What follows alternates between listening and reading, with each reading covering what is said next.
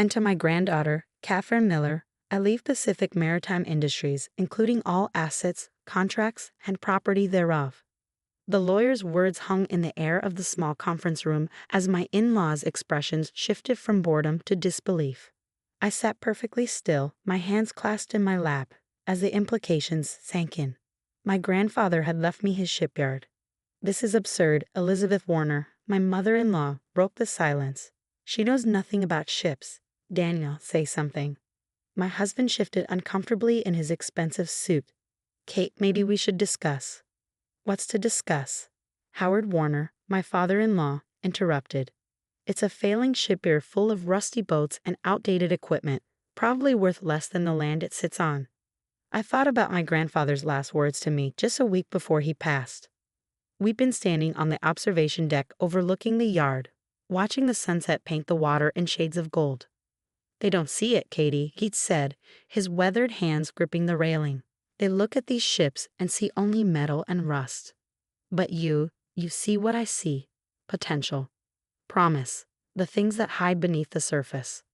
At the time, I thought he was just being philosophical. Now, watching the Warners react to my inheritance, I wondered if there had been more to his words. "Mr. Davidson," Elizabeth turned to the lawyer, "surely there's been some mistake. Catherine has no experience in maritime industries. She's an engineering project manager at a tech company, for heaven's sake." "The will is quite clear, Mrs. Warner." Mr. Davidson adjusted his glasses. Mr. Miller was very specific about his wishes. He pulled out another envelope. "He also left this letter for Catherine to be opened privately." I took the envelope, feeling its weight. Howard snorted. "Probably instructions on how to file for bankruptcy," he muttered. "The yard hasn't had a major contract in years." That wasn't entirely true. Pacific Maritime Industries had been selective about its contracts, taking on mostly smaller jobs lately. But I'd seen the quality of work they produced during my visits with Grandpa. The craftsmanship was extraordinary, even if the facilities looked dated. "I'll give you $50,000 for it," Howard announced. "Save you the headache of trying to manage something you don't understand." I thought about the hours I'd spent with Grandpa in his workshop, learning about ship design and maritime engineering while my husband played golf with his father. About the projects we discussed, the innovations he'd sketched out in his ever-present notebook. "No, thank you." "Don't be foolish," Elizabeth snapped. "You can't possibly run a shipyard. What would people think?" By people, she meant her country club friends, who already looked down on me for working in technology instead of joining their charity committees. "I believe we're finished here," I said to Mr. Davidson. "Unless there's anything else." "Just some paperwork to sign." He slid several documents across the table. "The transfer can be completed by Monday." That evening, alone in my home office, I opened Grandpa's letter. "Dear Katie, if you're reading this, the vultures are already circling. Don't let them rush you into any decisions. What I've left you is more than just a shipyard. It's a legacy. One that I've protected carefully, waiting for the right person to continue it. In my office safe, combination, your grandmother's birthday.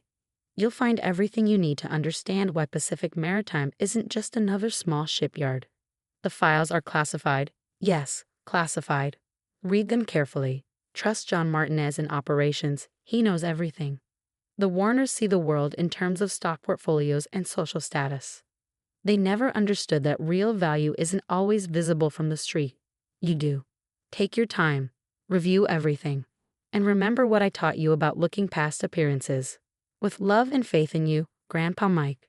My hands trembled as I read the letter twice more. Classified files.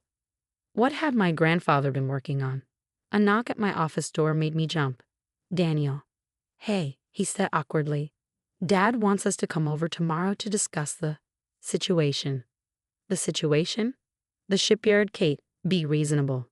You know nothing about running a maritime business." I thought about the engineering degrees hanging on my wall, the years of project management experience, the countless hours spent learning from Grandpa. "I know more than you think." He ran a hand through his perfectly styled hair. "Kate, please. Dad's willing to increase his offer to $75,000. Just take it and avoid embarrassing yourself." "Embarrassing myself?" I stood up. "Like I embarrassed you by having a career instead of playing tennis with your mother's friends. That's not fair." "No, What's not fair is you assuming I can't handle this because it doesn't fit your family's idea of suitable work for a Warner wife. He sighed heavily. Just think about it, okay? Dad's trying to help. After you left, I sat at my computer, pulling up everything I could find about Pacific Maritime Industries. The company's public records showed modest but steady business, specializing in custom work and specialized retrofitting. Nothing unusual. But something nagged at me. During my visits, I'd noticed areas of the yard that seemed unusually secure. Sections Grandpa never showed visitors. Projects he wouldn't discuss. At dawn, I drove to the shipyard. John Martinez, the operations manager Grandpa had mentioned, was waiting at the gate. "Ms. Miller," he said formally, though he'd known me for years. "Your grandfather said you'd be coming." "He told you." "He told me many things." John led me through the quiet yard. Things I couldn't share until now. The morning sun cast long shadows across weathered buildings and seemingly abandoned dry docks. But I noticed details I missed before. Security cameras disguised as light fixtures, reinforced doors with keypad locks, sections of the yard screened from satellite view. Grandpa's office was exactly as he'd left it. Models of ships lined the walls, technical drawings covered his desk. The safe was hidden behind a painting of his first boat. My hands shook slightly as I entered the combination. Inside, I found a thick folder marked classified and a USB drive. "Those are the real contracts," John said quietly. "The ones that don't officially exist." For the next 2 hours, I read through documents that changed everything I thought I knew about Pacific Maritime Industries. The shipyard wasn't failing. It was running secret government projects, specialized modifications for Navy vessels, prototype testing for classified marine systems. Work that had to be done off the books, away from prying eyes. "How long?" I asked John. 20 years. Your grandfather's expertise in marine engineering caught some important attention. They needed a small, reliable yard for sensitive projects. Somewhere that wouldn't attract notice. The outdated equipment? He smiled. "Take a closer look." We walked to what appeared to be an old warehouse. Inside, past layers of security, I found state-of-the-art manufacturing equipment, computer-controlled fabrication systems, technology that wouldn't exist in the civilian sector for years. "This is why he left it to you," John said. "You have the engineering background to understand the work, the project management skills to run it, and the discretion to keep it secret." My phone buzzed. Daniel again. "Dad's expecting us for dinner. He's prepared all the paperwork for the sale." I looked around at the hidden heart of Pacific Maritime Industries, at the legacy my grandfather had built and protected, at the truth beneath the carefully maintained illusion of a struggling small business. "Tell Mr. Warner I won't be coming," I typed back. "I have a shipyard to run." John handed me a secure phone. "You'll want to take this call. It's from the Pentagon." I smiled, thinking of my grandfather's words about seeing beneath the surface. The Warners thought they were saving me from embarrassment. They had no idea what they were trying to take away. The secure phone felt heavy in my hand as Admiral James Richardson outlined the situation. "Your grandfather was a key partner in our Advanced Marine Systems program," he explained. "Pacific Maritime's work has been crucial to national security." "I understand," I said, watching through the office window as workers moved about the yard. Workers who, I now realize, held high-level security clearances. "We need to know if you're prepared to continue the relationship," the Admiral continued. "The current projects are sensitive and time-critical." I thought about the technical specifications I'd just reviewed, the innovative designs that bore my grandfather's distinctive touch. "I am," I replied. "But I'll need to deal with some family complications first." "Ah yes, the Warners." He paused. "Your grandfather mentioned them. Just remember, nothing about our work can be disclosed. Nothing." After the call, John showed me the real operation. Behind the facade of peel and paint and rusty equipment lay a cutting-edge facility. Advanced composite materials research, prototype testing pools, specialized manufacturing cells. "Your grandfather maintained the old appearance deliberately," John explained. "It kept people from asking questions." My phone buzzed continuously, texts from Daniel, calls from his parents. I ignored them all until a message from Elizabeth caught my eye. "Your stubbornness is embarrassing the family. Howard has connections who can make running that junkyard very difficult." I showed the message to John. He laughed. If they only knew who our real connections are. The next morning, I arrived at the Warner estate for the emergency family meeting they demanded. Howard sat behind his massive desk, transfer papers ready. Finally seeing reason, he asked as I took a seat. Actually, I'm here to discuss your offer. I smiled. I've had it assessed. 75,000 is inadequate. Elizabeth sniffed. For that decrepit yard? Please. You're right. The yard does look decrepit. I pulled out my own folder. But appearances can be deceiving. What's that supposed to mean? Howard demanded. It means I've reviewed the books. The real books. Pacific Maritime Industries' actual value is, I named a figure that made Elizabeth spill her tea. Impossible. Howard sputtered. There haven't been any major contracts. Any public contracts, I corrected. Would you like to guess why? Daniel leaned forward. Kate, what are you saying? I'm saying that my grandfather built something remarkable, something valuable, something I intend to continue running. You can't, Elizabeth declared. You don't have the expertise, the connections. My secure phone rang. The Admiral's name flashed on the screen. Excuse me, I said sweetly. I need to take this call from the Pentagon. The silence as I discussed classified project timelines was delicious. Howard's face cycled through shades of red. Elizabeth's perfect makeup couldn't hide her shock. After I hung up, Howard tried a different approach. Kate, be reasonable. With my business experience, we could expand the commercial operations, make it a proper. No, I stood up. The yard stays exactly as it is. Now, if you'll excuse me, I have a meeting with the Navy's Advanced Systems Development Team. The Navy? Daniel's voice cracked. What's really going on, Kate? I can't tell you. I gathered my things. But I suggest you stop trying to interfere with my inheritance. Some of our connections don't appreciate complications. Elizabeth followed me to the door. You can't just walk away from this family's guidance. Watch me.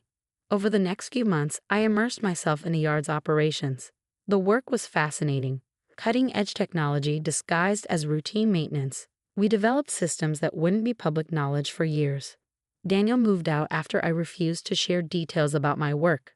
I can't be married to someone who keeps secrets, he said. You mean you can't be married to someone who won't bow to your family's control? I corrected. Howard tried using his business connections to cause problems until two serious-looking men in dark suits paid him a visit. He stopped after that. Elizabeth still hosted her charity galas, but the whispers had changed.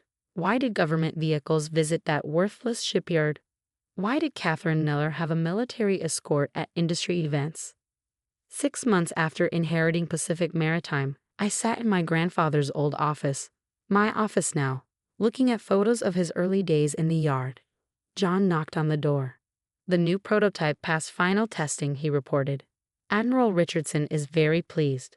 Grandpa would have loved to see this, I said, touching a picture of him launching his first boat. He did see it. And you? John smiled. He spent years protecting this place, waiting for the right person to take over. Not just someone who could manage the work, but someone who understood why it mattered. My secure phone buzzed, another urgent project.